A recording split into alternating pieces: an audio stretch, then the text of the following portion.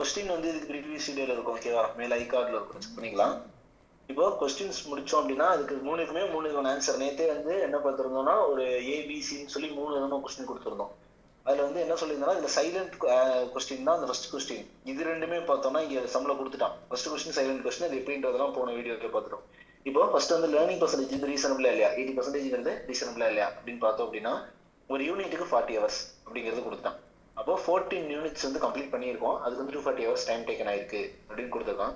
அப்போ 1 யூனிட்டுக்கு எவ்வளவு ஆக்சுவலா டைம் எடுத்திருப்பான் அப்படின்றது. இது வந்து பார்த்தோன்னா 1 யூனிட் 40 ஹவர்ஸ்ன்னு சொல்றோம்ல. 1 யூனிட்ங்கிறதுனா ஃபர்ஸ்ட் யூனிட் ஓகேவா. ஃபர்ஸ்ட் யூனிட் செய்யறதுக்கு வந்து பார்த்தோன்னா 40 ஹவர்ஸ் ஆயிருக்கு, அதாவது கிட்டத்தட்ட ஏ ஓகேவா.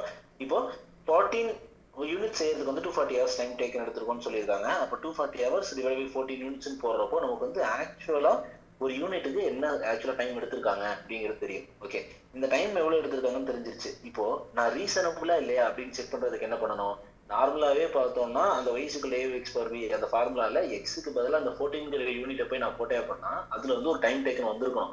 அந்த டைம் டேக்கனும் இந்த டைம் டேக்கனும் ஈக்குவலா இருந்துச்சுன்னா ஓகே. ஈக்குவலுங்கிறத விட ஒரு மோரலஸ் சின்ன சின்ன நம்பர் டிவியேஷனோட 17ங்கிற டெசிமலை தவிர்த்துட்டு ஹோல் நம்பர் வைஸ் நமக்கு ஈக்குவல் ஆயிடுச்சு அப்படின்னாலே ஓகே ரீசனபிள் தான் அப்படின்னு நம்ம எடுத்துக்கலாம். அதுவுமே ஈக்குவல் ஆகல என்ன பண்ணணும், நம்ம வந்து இது ஃபர்தரா இது இல்லை ரீசனபிள் இல்லை, நம்ம லேர்னிங் கர்வ் படி இந்த ரீசனபிள் டைம் அப்படின்னு சொல்லி நம்ம கோட் எழுதுற மாதிரி இருக்கும். அதே மாதிரி இங்க கால்குலேட் பண்றேன். இங்க கால்குலேட் பண்றதுக்கு அந்த பவர் யூஸ் பண்றேன். இதுவுமே கால்குலேட்டருக்கு 1 கால்குலேட்டருக்கு 2 யூஸ் பண்ணி கால்குலேட் பண்றேன். இது ரெண்டுமே நான் வந்து ஐ கார்டில் தந்துடுறேன். ஃபர்ஸ்ட் வீடியோல இருக்கும் ஷார்ட்கட் மெத்தட், அதுல யூஸ் பார்த்தோம்னா உங்க ஐடியா கிடைச்சிடும். இப்போ நமக்கு y is equal to 17.10 hours வந்து இதுக்கும் மேட்ச் ஆயிடுச்சு. இதுக்கு வந்து 14 வந்திருக்கு, 17 வந்திருக்கு, ரெண்டுக்குமே மேட்ச் ஆயிடுச்சு. அப்படிங்கிறதுனால 80% வந்து கீழே அதுக்கு வந்து எடுத்திருக்கேன். Learning rate learning percentage of 80% is reasonable to produce 14 units in 240 hours அப்படின்னு சொல்லி போட்டிருக்கோம். ஓகே, இப்போ செகண்ட் வந்து பார்த்தோம்னா calculation of time taken for second order அப்படிதான் நம்ம கேட்டிருந்தோம். ஏன்னா செகண்ட் ஆர்டர் டைம் டேக்கன் தான் நம்ம கேட்டிருந்தோம். நம்ம செகண்ட் ஆர்டருங்கிறது வந்து ஒரு ஆர்டர் ஃபர்ஸ்ட் ஆர்டர் வந்து பார்த்தோம் அப்படின்னா நம்ம ஆல்ரெடி ஃபர்ஸ்ட் சம்ல பார்த்துருப்போம். இதுல ஷார்ட்கட் மெத்தட் சொல்றப்போ ஃபர்ஸ்ட் சம்ல என்ன பார்த்துருப்போம், 30 யூனிட்ஸ் 40 யூனிட்ஸ் ஆமா 30 யூனிட் 40 யூனிட்ஸ். அப்போ இதுக்கு இடையில இருக்க 10 யூனிட்ஸ்க்கு என்ன 30 ஃபர்ஸ்ட் டு 40 யூனிட்ஸ்க்கு என்ன வந்துருக்குன்ற மாதிரி கேட்டிருப்போம். இடையில இருக்க 10 யூனிட்ஸ்க்கு வந்து என்ன அப்படிங்கிறது கால்குலேட் பண்ணியிருப்போம். அதே கான்செப்ட் தான் இங்க செகண்ட் ஆர்டருக்கு என்னன்னு கேட்டிருக்கான். ஏன்னா நம்ம வந்து ஃபர்ஸ்ட் ஒரு 30 யூனிட் செய்யறோம், திருப்பி அவன் கொஞ்சம் வாங்கிட்டு போயிட்டான், அதுக்கடுத்து கொஞ்ச நாள் கழிச்சு செகண்டா வந்து இன்னொரு 20 ஆர்டர் கொடுக்குறோம். அப்படின்றப்போ நமக்கு லேர்னிங் பர்சன்டேஜ் அப்படிங்கிறது குறையுமான்னு நமக்கு லேர்னிங் பர்சன்டேஜ் மாறுமா அப்படின்னு கேட்டா மாறாது. ஓகேவா. நம்ம ஆல்ரெடி 30 திருப்பி முதல்ல வருமானு கேட்டா வராது. ஆல்ரெடி 30 யூனிட் முடிச்சிட்டோம், திருப்பி கொஞ்ச நாள் கழிச்சு சரி அடுத்த வருஷம் சரி எப்பனாலுமே நமக்கு இன்னொரு 20 ஆர்டர் கொடுத்தா அப்படின்னா ஆல்ரெடி நமக்கு செஞ்சு பழக்கம் இருக்குன்றப்போ நம்ம அதுவே ஆர்டர் கண்டினியூ ஆகும். அப்போ லேர்னிங் கர்வ்ங்கிறது மாற போறது கிடையாது. அந்த 30 யூனிட்ஸ்ல இருந்தா அப்படியே டிக்ளைன் ஆகும். அப்போ ஃபர்ஸ்ட் ஆர்டர் என்னது 30 யூனிட்ஸ், டைம் டேக்கன் என்னன்னு தெரியும். 50 யூனிட்ஸ்க்கு என்ன டைம் டேக்கன் நம்ம கண்டுபிடிச்சிக்கலாம். அப்போ இந்த செகண்ட் ஆர்டர் இருக்குல்ல, செகண்ட் ஆர்டர் 20 யூனிட்ஸ், இது ரெண்டையும் மைனஸ் பண்ணோம்னா செகண்ட் ஆர்டருக்கு என்ன வந்திருக்கும் அப்படிங்கிற எக்ஸாக்ட் டைம் டேக்கன் என்ன அப்படிங்கிறது நம்ம கண்டுபிடிச்சிடணும். அப்போ இது ரெண்டுக்கு என்ன 30 யூனிட்ஸ் என்ன 50 யூனிட்ஸ் என்ன அப்படின்றத கால்குலேட் பண்றோம். அதுவுமே நமக்கு கால்குலேட்டர் யூஸ் பண்ணி கால்குலேட் பண்றோம். ax பவர் பி இந்த 40 ax power B formula use பண்றோம். இங்கே x power B formula use பண்ணியிருக்கோம். யூஸ் பண்ணோம் அப்படின்னா 30th யூனிட்டுக்கு என்னன்னு தெரியும். எப்பயுமே நான் சொல்றதுதான், லேர்னிங் பொறுத்த வரைக்கும் பார்த்தோம் அப்படின்னா எக்ஸுங்கிறது என்ன குறிக்கும் அப்படின்னா ஒரு யூனிட்டை தான் குறிக்கும். அதாவது ஆவரேஜ் யூனிட் தான் கால்குலேட் பண்ண முடியும். நம்ம குமுலேட்டிவ் வேணும்னா மல்டிப்ளை பண்ணா மட்டும் தான் கால்குலேட் பண்ண முடியும். 30th யூனிட்டுக்கு என்ன 50th யூனிட்டுக்கு என்னன்னு கம்ப்யூட் பண்ணதுக்கு அப்புறம் 30 யூனிட்ஸ் இன்டூ நமக்கு 30th யூனிட்டுக்கு என்ன செலவு அப்படிங்கிற டைம் டேக்கன் மல்டிப்ளை பண்றோம். 50 யூனிட்ஸ் இன்டூ 50th யூனிட்டுக்கு என்ன டைம் டேக்கன் மல்டிப்ளை பண்றப்போ டோட்டல் டைம் டேக்கன் தெரியுது. ரெண்டையும் மைனஸ் பண்றப்போ டைம் டேக்கன் ஃபார் 20 யூனிட்ஸ் எவ்வளோ அப்படின்னு சொல்லி கால்குலேட் பண்றோம். ஓகேவா. இது முடிக்கும் நமக்கு செகண்ட் கொஸ்டின் முடிஞ்சு. ஓகே, இது முடியும் நமக்கு ஓகே சிமிலர் மாடல் தானே அப்படின்னு இருக்கும். இதுல தேர்டுல தான் நமக்கு கால்குலேஷன் அப்படிங்கிறது கொஞ்சம் மாறி இருக்கும். கால்குலேஷன்ங்கிறது எப்படி மாறி இருக்கும் அப்படின்னா total cost of initial order of 30 units அப்படின்னு தானே கேட்டிருக்கான். இதுதான் இதுக்கு டிஃபரன்ஸ். ஓகேவா. என்ன கேட்டிருக்காங்க, time taken for second unit second order கேட்டிருக்கான், total cost of first order கேட்டிருக்கான், ஃபர்ஸ்ட் இனிஷியல் ஆர்டர் வந்து கேட்டிருக்கான். அப்போ கிவன் என்ன நமக்கு 30 units I mean 30 rupees per unit material cost. அதே மாதிரி லேபர் காஸ்ட் சொல்லி கொடுத்துட்டான், அதே மாதிரி வேரியபிள் ஓவர் ஹெட் என்னன்னு சொல்லி கொடுத்துட்டான். இதுல இம்பார்ட்டன்ட் பாயிண்ட் என்னன்னா இந்த வேரியபிள் ஓவர் ஹெட் ஃபிக்ஸ்டு ஓவர் ஹெட்டுக்கும் ஒரு சின்ன ஒரு மைனர் ஒரு நமக்கு அண்டர்ஸ்டாண்டிங் பாயிண்ட் தேவைப்படும். அண்டர்ஸ்டாண்டிங் வந்து எப்படி இது வருது எப்படி கால்குலேட் பண்றோங்கிறதுக்கு ஒரு நம்ம இன்டர்மீடியட் சிலபஸ் போயிட்டு வந்துட்டா தெரிஞ்சிடும். போயிட்டு வந்துட்டு நான் எப்படின்னு சொல்லி எக்ஸ்பிளைன் பண்றேன். ஓகேவா. சின்ன எக்ஸ்பிளனேஷன் தான். இதுல வந்து நமக்கு அப்சார்ப்ஷன் காஸ்டிங்னா என்ன, ப்ரீடிட்டர்மைன் காஸ்டிங்னா என்னன்னு சொல்லி தெரியணும். ரெண்டுமே ஒண்ணுதான். ஓகேவா? அப்சார்ப்ஷன் காஸ்ட், ப்ரீடிட்டர்மைன் காஸ்ட் ரெண்டுமே ஒண்ணுதான்.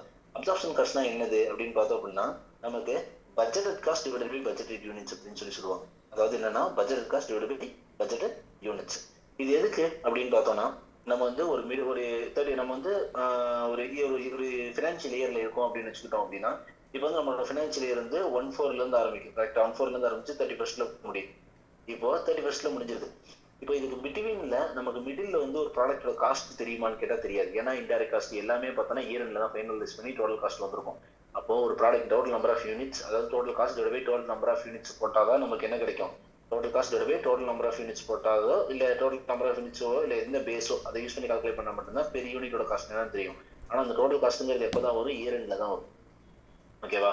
அப்போ இயர் எண்ட்ல தான் எனக்கு டோட்டல் காஸ்ட் கண்டுபிடிக்க முடியும். எனக்கு இன் பிட்வீன்ல யாராவது வந்து எஸ்டிமேஷன் கேட்கறாங்கனாலும் சரி, இல்ல இன் பிட்வீன்ல நான் பிரைஸ் ஃபிக்ஸ் பண்ணாலும் சரி, இல்ல இன் பிட்வீன்ல எனக்கு வந்து ஃபினான்ஷியல்ஸ் வந்து ரேஷியோஸா இருக்கட்டும், P&L இருக்கட்டும், எல்லாத்தையும் டிஸ்பிளே பண்றதுக்கு எனக்கு ஒரு காஸ்ட் தேவைப்படும். அதுக்கான காஸ்ட் தான் வந்து அப்சர்ப்ஷன், அதுக்கு தான் வந்து அப்சர்ப்ஷன் காஸ்ட்ங்கிறது எடுத்துட்டு வராங்க. அது வந்து பார்த்தோம்னா இது வந்து ப்ரீவியஸ் இயர், அதாவது இப்போ வந்து 2024, 25ல நான் என்ன பண்ணுவேன் அப்படின்னா, இந்த வருஷத்துல எனக்கு டோட்டல் காஸ்ட் இவ்வளோ. ஓகேவா? எனக்கு வந்து டோட்டல் எவ்வளவு காஸ்ட் ஆயிருக்குன்னா 60,000 காஸ்ட் ஆயிருக்கு போன வருஷம். ஓகேவா? இந்த வருஷம் நான் வந்து 2025, 26ல இருக்கேன். போன வருஷம் எனக்கு 60,000 காஸ்ட் செலவாயிருக்கு. 60,000 காஸ்ட்ல பார்த்தோம் அப்படின்னா, இந்த இடத்துல பேஸுங்கிறது வந்து எந்த பேஸ் வேணாலும் எடுத்துக்கலாம்.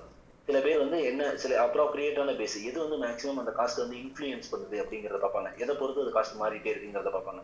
இப்போ வந்து சில பேருக்கு வந்து மெஷின் ஹவர்ஸ்னால மாறும், சில பேருக்கு லேபர் ஹவர்ஸ்னால மாறும், சில பேருக்கு யூனிட் ப்ரொடியூஸ்னால மாறும், சில பேருக்கு வந்து வேற என்ன சில காரணம் இருக்கும். அதுக்காக வந்து அந்த பேஸ் மாறிட்டே இருக்கும்.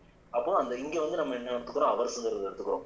அப்ப அவர்ஸ்ங்கிறத எடுத்துக்கிட்டோம் அப்படின்னா 6 rupees per hour அப்படிங்கிறது வரும். அப்போ 6 rupees per hour அப்படிங்கிறது என்னது? நமக்கு அப்சார்ப்ஷன் காஸ்ட். இந்த அப்சார்ப்ஷன் காஸ்ட் இப்போ வந்து நமக்கு அப்சார்ப்ஷன் காஸ்ட் பெரிய யூனிட்டோட ரேட் பொறுத்த வரைக்கும் என்னன்னு சொல்லி தெரிஞ்சிடும். இப்போ இந்த வருஷத்துல யாராவது மிடில் வந்து நமக்கு வந்து ஒரு காஸ்டோட பிரைஸோட எஸ்டிமேஷன் காஸ்ட் கேட்டா கூட நம்மளால சொல்ல முடியும். இப்போ 6 rupees per labor hour அப்படிங்கிறது இருக்குன்னா, ஓகே, அப்போ வந்து அவங்க 20 யூனிட் கேட்கறாங்கன்னா 20 யூனிட்டுக்கு சப்போஸ் வந்து பார்த்தோம்னா அவர்ஸ் தான் அப்ராப்ரியேட்டான பேஸ். அப்போ 20 யூனிட்டுக்கு வந்து எவ்வளவு அவர் செலவாகுதுன்னு சொல்லி கால்குலேட் பண்ணிட முடியும். ஏன்னா அவர்ஸ் தானே, அவர்ஸ் நம்ம ஈஸியாக ஃபைண்ட் அவுட் பண்ணிட முடியும். அப்போ அவர்ஸ் என்னன்னு சொல்லி கால்குலேட் பண்ணிட்டு அந்த அவர்ஸ் இன்ட்டும் நமக்கு வந்து ஆனால் இந்த காஸ்ட்டுங்கிறது கிடைக்காது. இந்த 6 ரூபாங்கிறது ப்ரீடிட்டர்மைன் காஸ்ட் இல்ல அப்சார்ப்ஷன் காஸ்ட். இந்த காஸ்ட்ங்கிறது நமக்கு கிடைக்காது. ஏன்னா இந்த காஸ்ட் வந்து இயர் எண்ட்ல தான் கிடைக்கும். அதனால தான் இந்த இடத்துல அப்சார்ப்ஷன் காஸ்ட்டை யூஸ் பண்ணி டோட்டல் அவனுக்கு வேல்யூ என்னங்கிறத நம்ம ஃபைண்ட் அவுட் பண்ணி கொடுத்துறோம். இதோட முடிஞ்சிருச்சு. இதுக்கு தான் அப்சார்ப்ஷன் காஸ்ட் யூஸ் ஆகுது. இன்னும் ஃபர்தரா நம்ம தெரிஞ்சுக்கணுங்கிறது தான் போட்டிருக்கேன். ஓகேவா? இந்த வருஷம் 6 ரூபாய் ஒரு எக்ஸாம்பிள் தான். இந்த வருஷம் 6 ரூபாய், சப்போஸ் 20,000 லேபர் ஹவர்ஸ் அப்படின்னா, அப்போ வந்து என்ன சொன்னா 1,20,000 இந்த வருஷத்துக்கு நான் புக் பண்றேன் இயர் எண்டுல. ஏன்னா இயர் எண்டு 31st வந்து எல்லா காஸ்ட்டையும் புக் பண்ணிட முடியாதுல்ல. ஏன்னா இயர் 31st அப்புறமே ஃபினான்ஷியல்ஸ் வந்து ஃபைனல் பண்ணுவாங்க. எப்போ நம்ம வந்து ஃபினான்ஷியல் ரிப்போர்ட் பண்றதுக்கு முன்னாடி வரைக்கும் போர்டு ரிப்போர்ட் சைன் ஆகி நம்ம ஃபினான்ஷியல் ஸ்டேட்மெண்ட்ஸ் ரிப்போர்ட் பண்றது முடிக்குமே நமக்கு வந்து ப்ரிப்பேர் பண்ணிட்டு தான் இருப்பாங்க. அப்படிங்கிறப்போ காஸ்டிங் பேசிஸ் படி நமக்கு வந்து ஃபினான்ஷியல்ஸ்ல இது வந்து இயர் ஃபுல்லா புக் பண்ணியிருக்காங்க. ஆனா இயர் எண்டுல நம்ம எல்லாம் ப்ரிப்பேர் பண்ணி முடிச்ச உடனே if the actual cost at the end of the year வந்து பார்த்தோம் அப்படின்னா 1,40,000 இருக்கலாம், 1,10,000 இருக்கலாம். ஓகேவா? 1,40,000 இருக்கலாம், 1,10,000 இருக்கலாம்.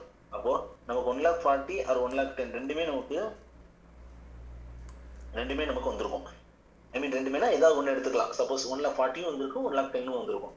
1,40,000 அப்படின்னா அது அண்டர் அப்சார்ப்ஷனா இருக்கும். ஓகேவா? அப்பனா 20,000 அண்டர் அப்சார்ப்ஷன் பண்ணியிருக்கோம். அதே மாதிரி 10னா நம்ம 10,000 ஓவர் அப்சார்ப்ஷன் பண்ணியிருக்கோம். அதாவது நம்ம ஆக்சுவலா புக் பண்ணிய காஸ்ட்டை விட அதிகமா புக் பண்ணியிருக்கோம், கம்மியா புக் பண்ணியிருக்கோங்கிறது அதோட மீனிங். சப்போஸ் கம்மியா புக் பண்ண என்ன ஆகும்? P&L வந்து காஸ்ட் கம்மியா புக் பண்ணியிருக்கோம் அப்படிங்கிறப்போ ஃபினான்ஷியல் ப்ராஃபிட் இன்க்ரீஸ் ஆகும். அப்படிங்கிறப்போ ரெக்கன்சிலேஷன் ஸ்டேட்மெண்ட்னு ஒன்று இருக்கும். நம்ம இதுல இன்டர்மீடியட் இது ரெலவெண்ட் இல்லை, இருந்தாலும் நான் மொத்தமா சொல்றதுனால இதையும் சொல்லிட்டா ஒரு இன்ட்ரெஸ்ட் இறங்கினாலும் சொல்லுவேன். ரெக்கன்சிலேஷன் வந்து நம்ம மைனஸ் பண்ணிடுவோம். அதே மாதிரி நம்ம ஓவர் அப்சர்ப்ஷன்ங்கிறப்போ ஃபினான்ஷியல் ப்ராஃபிட் என்ன இருக்கும்? அடியாயிருக்கும், கம்மியாயிருக்கும். அப்படிங்கிறப்போ நமக்கு என்ன போகும்? ரெகன்சிலேஷன் ஸ்டேட்மெண்ட்ல ஆட் பண்ணிடுவோம். இதுதான் இந்த ஹோல் ப்ராசஸ். ஓகே, இது எதுக்கு நான் சம்மந்தமே இல்லாம இங்கே சொல்றேன் அப்படின்னா, இங்க வந்து இங்க 6 rupees இருக்கு பத்தியா, இதுதான் நமக்கு முக்கியம். இந்த இடத்துல என்ன சொல்றான்? வேரியபிள் அவர்கள் rupees 0.5 per டைரக்ட் லேபர் அவர்னு கொடுத்துட்டான். இந்த அப்ராப்ரியேட்டான பேஸ் அப்படிங்கிறது என்ன அப்படின்னா லேபர் அவர்ஸ் தான். அப்போ 0.5 rupees அப்படிங்கிறத நமக்கு என்ன சொல்றான்? சம்லே கொடுத்துட்றான். ஓகே, பிரச்சனை இல்லை. இது இந்த ப்ரீ டிட்டர்மைன்ட் ரேட்டை சம்லே கொடுத்துட்றான். ஆனா இதே வந்து அடுத்ததுல பாரு, ஃபிக்ஸ்டு ஓவர்ஹெட் பார்த்தோம்னா அதுக்கு ஏன் explain பண்ணங்கிற idea கிடைச்சோம். 6,000 rupees per 4 week operating period அப்படின்னு கொடுத்துருக்கான். என்ன சொல்றான்? 6,000 rupees 4 week operating period அப்படியே இருக்கட்டும். இப்போ there are 10 direct employees இருக்காங்க. 5 days a week, அதாவது ஒரு வீக்குக்கு வேலை செய்யறாங்க, 5 நாள் வேலை செய்யறாங்க. அப்போ இது என்னது பெர் வீக் சொல்றான். ஓகேவா? அப்ப நமக்கு ஆக்சுவலா வந்து 4 வீக் ஆப்ரேட்டிங் பீரியட் வேணும். அப்ப இன்டு 4 எல்லாம் மல்டிப்ளை பண்ணிக்கலாமா? இது எப்படி இருக்கட்டும். 8 ஹவர்ஸ் வேலை செய்யறாங்க பெர் டேக்கு. ஏன்னா 5 டேஸ்ன்னு சொல்றான். பெர் டேக்கு 8 ஹவர்ஸ் வேலை செய்யறாங்க. அதுக்கப்புறம் இங்க ஒரு கமா இருக்கு. Personal and other down time allowances அது வந்து எவ்வளவு அப்படின்னா 25% சொல்றோம். பர்சனல் டைம்னா என்னது? இந்த லஞ்ச் டைம் பிரேக் டைம்லாம் இருக்கும்ல, இது வந்து நமக்கு ஆக்சுவல் டோட்டல் ஒர்க்கிங் டைம் அப்படின்னு எடுத்துக்கிட்டோம். ஒர்க்கிங் டைம்னாலும் சரி இல்ல ஆப்ரேட்டிங் டைம் அப்படின்னாலும் சரி, ரெண்டுமே என்ன அப்படின்னா ஐடில் டைம் மைனஸ் பண்ணி தான் வரும். ஓகேவா? ஐடில் டைம் வித்தவுட் ஐடில் டைமோட தான் என்ன வரும்?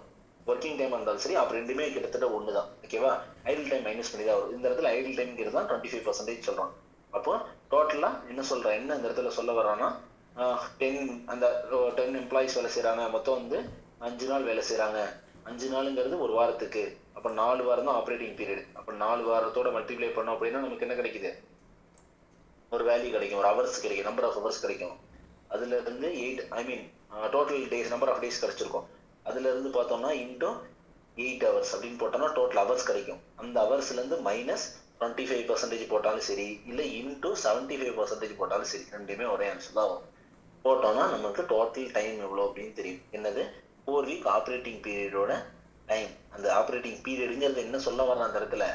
Labour hours, operating labour hours. ஏன்னா 10 டைரக்ட் எம்ப்ளாயிஸ் தானே வேலை செய்யறாங்க.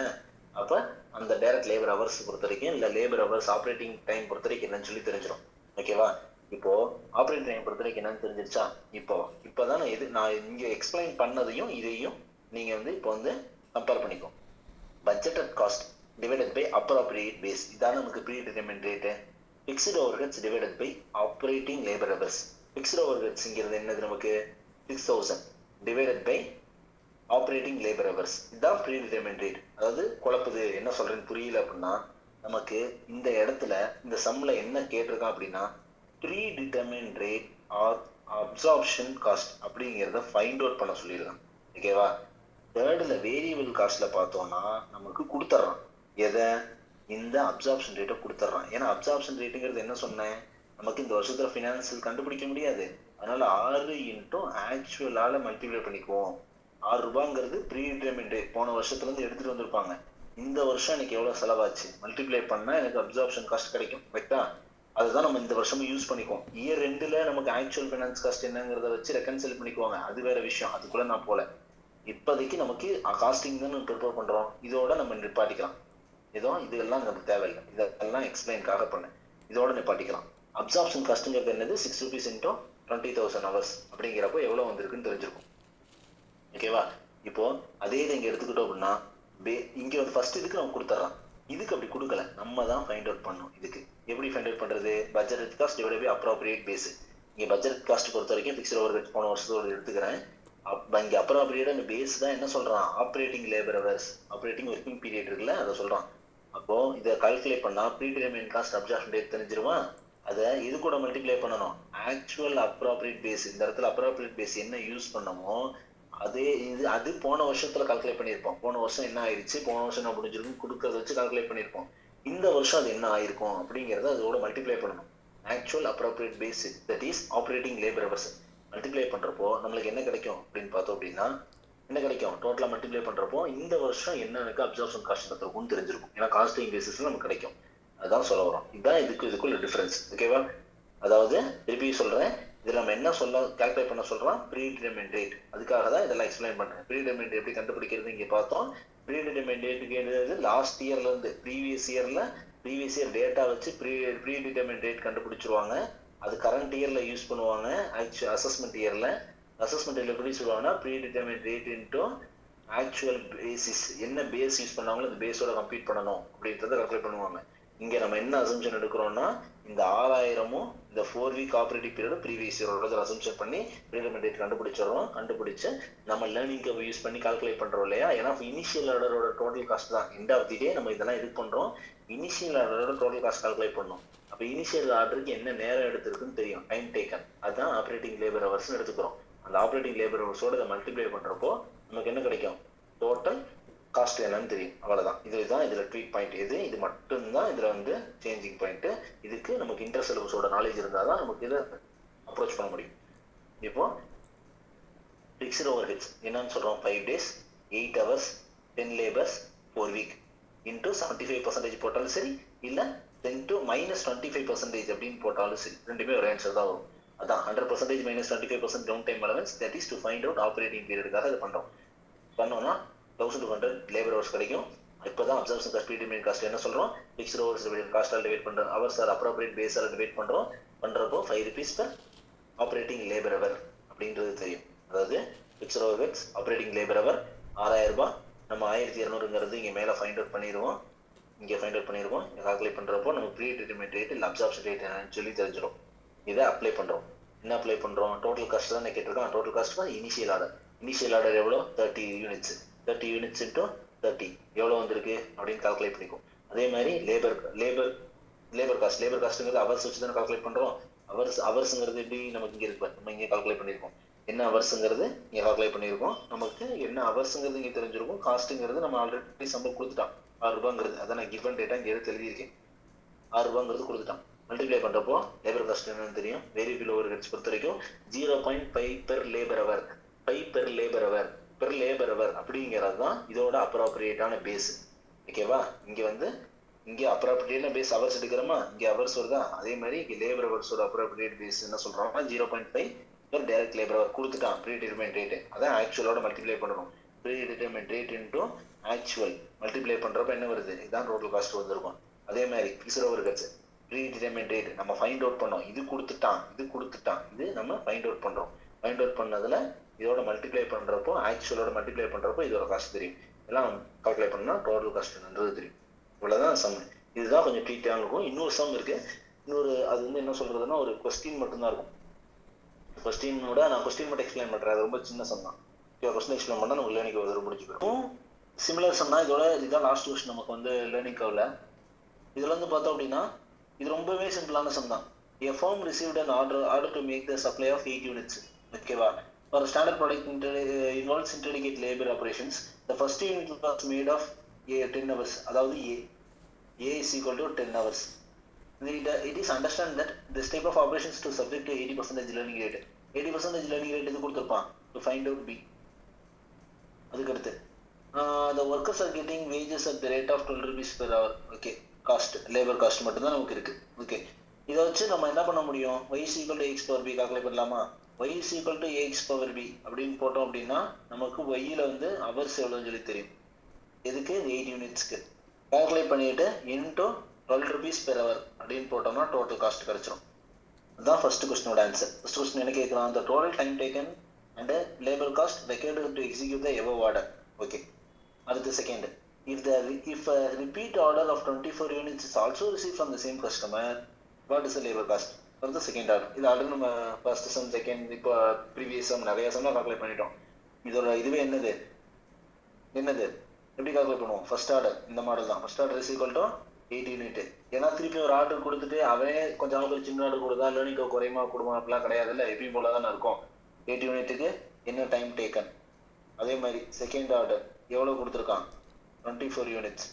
டோட்டல் ஆர்டர் என்ன 32 ஆர்டர்ஸ். ஆமாம், அப்போ 32 யூனிட்ஸ். இப்போ இது 32 யூனிட்டோட டைம் டேக்கன் என்ன, இதோட டைம் டேக்கன் என்ன, ரெண்டு டைம் டேக்கனையும் மைனஸ் பண்ணோம்னா 24 யூனிட்ஸ்க்கான டைம் டேக்கன் தெரிஞ்சிடும்.